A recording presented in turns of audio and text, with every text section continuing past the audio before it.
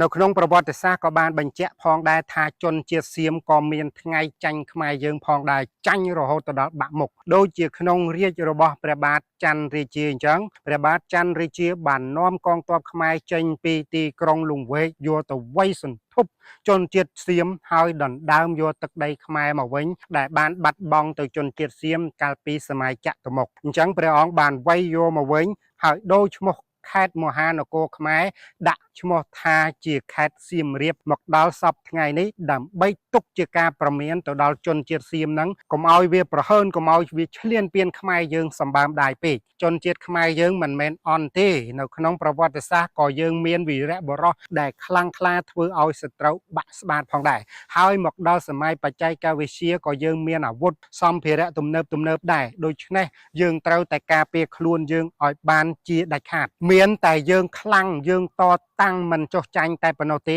ទើបសត្រូវវាមិនហ៊ានរំលោភបំពានយើងមិនអាចលើកដៃថ្វាយបង្គំសុំការសន្តោសប្រណីអំពីជនបិសាចឡើយជនបិសាចវាស្គាល់តែកណ្ដាប់ដៃបិសាចទេវាមិនស្គាល់ធម៌ព្រះឡើយយើងមិនអាចប្រើធម៌មេត្តាករុណាមុទិតាឧបេក្ខាប្រើធម៌សន្តោសប្រណីឬសុំការយោគយល់អំពីសត្រូវបានឡើយព្រោះសត្រូវវាគ្មានធម៌មេត្តាជាមួយយើងឡើយវាចាត់ទុកយើងជាសត្វជាធាតុរបស់គេដូច្នេះហើយដើម្បីយើងអាចរស់បានមានតែប្រើកណ្ដាប់ដៃរបស់យើងប្រើភាពខ្លាំងរបស់យើងទាំងសមត្ថភាពទាំងលទ្ធភាពរបស់យើងដើម្បីតតាំងជាមួយនឹងសត្រូវរឿងទឹករឿងដីគឺជារឿងរបស់ប្រជាពលរដ្ឋទូទាំងនគរវាជាកិច្ចការរបស់ប្រទេសជាតិរួមទាំងអស់គ្នាបើទឹកដីបាត់បង់ជីវិតរបស់យើងបាត់បង់ដូច្នេះហើយមានតែយើងខ្លាំងទេ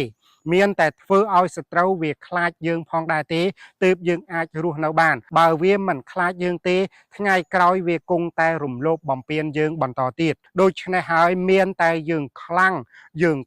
តែមួយមុខតែប៉ុណ្ណោះទើបអាចធ្វើឲ្យសត្រូវវារៀងចាលជាមួយនឹងយើងបានសរុបសេចក្តីមកដើម្បីយើងអាចរស់នៅសុខសេនសានបានមានតែយើងពង្រឹងសមត្ថភាពរបស់យើងតតាំងជាមួយនឹងសត្រូវមិនចុះញោមជាដាច់ខាតបើយើងយោគយល់ទៅដល់បិសា